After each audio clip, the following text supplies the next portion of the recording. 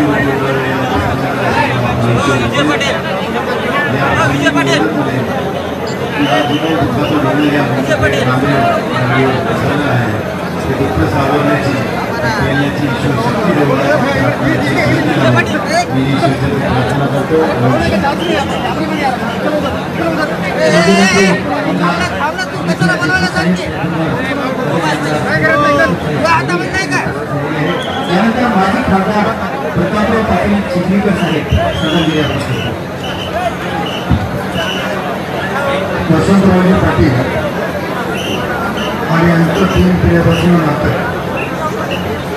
नात्याच्या पलीकडे जाऊन आमच्या दोघांचे मैत्री 1992 दोघे जिल्हा परिषदेमध्ये पहिल्यांदा आलो। त्यापूर्वी ते नायगावचे सरपंच होते आणि चिखलीचा सरपंच होता आणि दोघे एकदा जिल्हा परिषदेला आल्याच्यानंतर 2002 मध्ये विधान परिषदेला गेले। 2004 मी विधानसभेमध्ये गेलो। नात्याच्या पलीकडची मैत्री आजपर्यंत आम्ही जोपासली। परंतु मित्र कसा असावा तो वसंतरावजी सारखा असावा, बेजार असावा। अनेक संकटांना सामोरं जात असताना धीर देणारा मित्र आज आपल्याकडून निघून गेला। फक्त नांदेड जिल्ह्यात नाही तर महाराष्ट्रात शोक सागरामध्ये बुडा। अशा मित्राला श्रद्धांजली अर्पण करताना मला खूप वेदना होता। मी भारतीय जनता पार्टीच्या वतीने चिखलीकर परिवाराच्या वतीने वसंतरावजीला या ठिकाणी भावपूर्ण आदरांजली अर्पण करतो। त्यांच्या आत्म्याला चिर शांती मिळावी अशी परमेश्वराच्या चरणी प्रार्थना करतो। ओम शांती। यानंतर माजी खासदार भास्करराव पाटील खतगावकर साहेब या ठिकाणी श्रद्धांजली अर्पण करतात।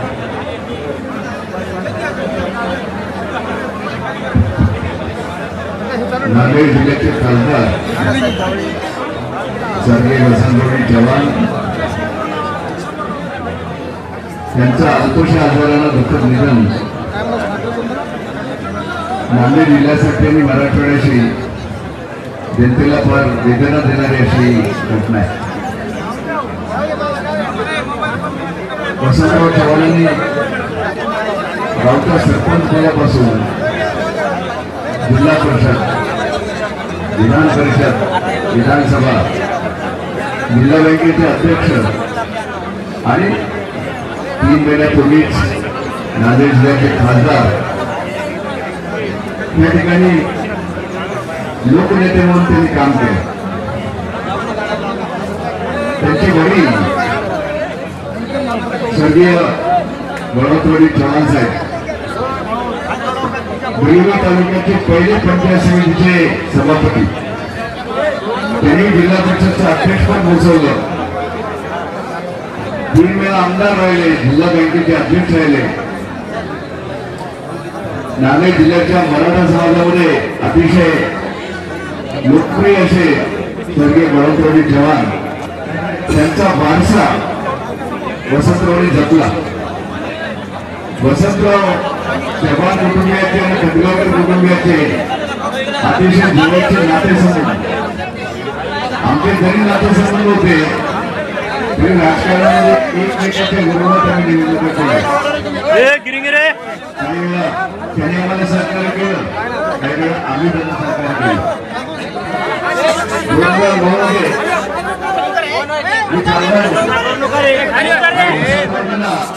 राष्ट्रवादी काँग्रेसची उमेदवारी मिळाली नाही। आणि ते अपक्ष उभं राहील. मी काँग्रेसचा खासदार असतानाही वसंतरावला त्यावेळेस मदत केली आणि वसंतराव निवडून आले. मला आधी आठवण आहे, वसंतराव अपक्ष निवडून आल्यानंतर माजी मुख्यमंत्री अशोकराव चव्हाण हे मुख्यमंत्र्यांना उभा राहिले. माझ्या आग्रहाखातर वसंतरावनी अशोकरावला मदत केली. त्या इतिहासात मी जात नाही तुम्हाला सांगतो, पण अतिशय शांत स्वभावाचा, अतिशय मनमिळावू, लोकांची नाळ जोडलेला, सर्वसामान्यांच्या सुखदुःखामध्ये सामील होणारा, सुसंस्कृत आणि विरोधकांशी देखील सन्मानाने वागणारा नेता आपल्यातून गेला नाही. त्याचं खूप मोठं दुःख, मोठी पोकळी आज नांदेड जिल्ह्यामध्ये निर्माण झालेली आहे. आज चव्हाण कुटुंबियावर चिरंजीव रवींद्र, आनंदरावजी, केशवरावजी, हनुमंतराव, विजय चव्हाण सगळ्यांची नावं घेत नाही मी. या कुटुंबावर एक दुःखाचा डोंगर कोसळलेला आहे. मला मुद्दाम या ठिकाणी सांगितलं पाहिजे की मराठवाड्यामध्ये संयुक्त कुटुंब कसं असावं त्याचं उत्तम उदाहरण आहे चव्हाण कुटुंबीय. नाहीतर आजकाल कुटुंबामध्ये नात्यामध्ये काय होतं याच्या इतिहासात मी जात नाही. पण बळवंतरावजीने अतिशय कुटुंब वात्सल्य होते. 4 भावांचं त्यांनी अतिशय मनमिळावूपणाने कारभार केला आणि बळवंतरावजीच्या नंतर वसंतरावने देखील आपलं कुटुंब सांभाळलं. मी रवींद्र चव्हाण आणि या सर्व त्यांच्या कुटुंबियांना ईश्वरानं धीर द्यावा. त्यांचे अतिशय जवळचे नाते आमचे बळवंतरावजी बेटमुगरेकर त्यांचे मित्र म्हणून वागले मी तुम्हाला सांगतो. आणि आमचा सय्यद रहीम त्यांचे दोस्त, या सर्वांवर अतिशय दुःखाचा डोंगर कोसळलेला आहे. मी त्यांना धीर देतो आणि वसंतरावजीच्या आत्म्यांना शांती मिळावी अशी प्रभूचरणी प्रार्थना करतो. ओम शांती. यानंतर माजी मंत्री आदरणीय आमदार अमित भैया देशमुख या ठिकाणी श्रद्धांजली अर्पण करतील.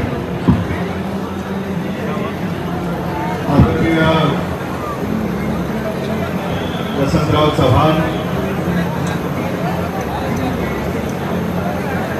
अचानकपणे आपल्यातून निघून जातील असं मुळीच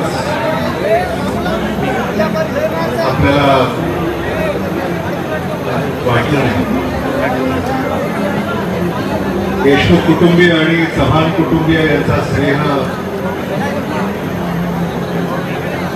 गेल्या अनेक दशकापासूनचा आदरणीय वसंतराव चव्हाण आणि आदरणीय विलासराव देशमुख साहेब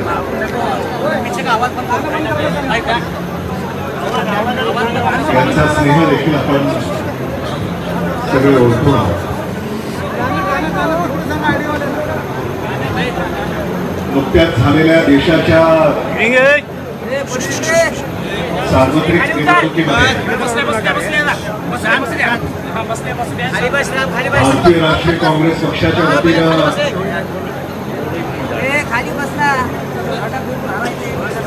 त्यांना उमेदवारी मिळाली.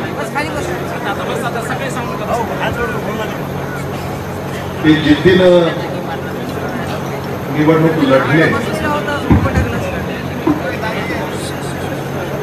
आणि आपल्या सगळ्यांच्या आशीर्वादानं ते निवडूनही आले.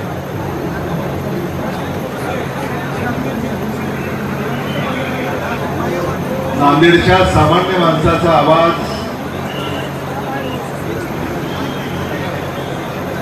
भारताच्या सर्वोच्च सभागृहामध्ये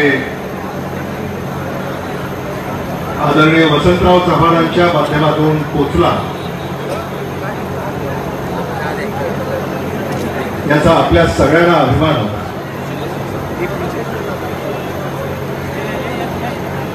आणि एवढ्यातच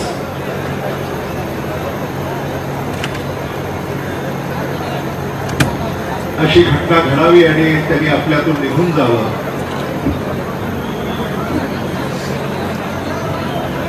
हे दुःखाचं डोंगर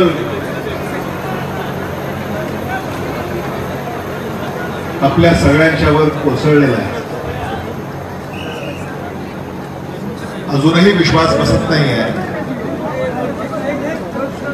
की आपण सारे आदरणीय वसंतराव चव्हाणांना निरोप देण्यासाठी या ठिकाणी एकत्रित आलेले आहोत. भारतीय राष्ट्रीय काँग्रेस पक्षाचं न भरून निघणारं नुकसान